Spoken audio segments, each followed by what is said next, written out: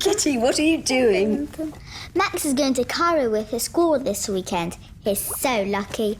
I asked him to buy me a mini pyramid. Oh, you mean something like this? Wow! Did you go to Egypt? I would say, have you been to Egypt? Okay, so have you been to Egypt? No, I haven't actually. John has been to Egypt a lot, and he bought me this when he went last year. I collect souvenirs, you know. Look. Oh, cool. Can we play a guessing game with the souvenirs? OK, here are some clues from my adventures. Have you seen the Eiffel Tower? Yes, I have. Ooh la la. And what are these? Have you ever eaten sushi in Tokyo? Well, I have eaten sushi.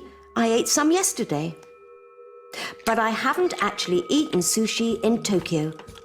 I ordered a takeaway from Tokyo Chop last night. So you haven't been to Tokyo, but you have eaten sushi? Yes. Oh, I'm hungry now. Shall we order some pizza from Italy?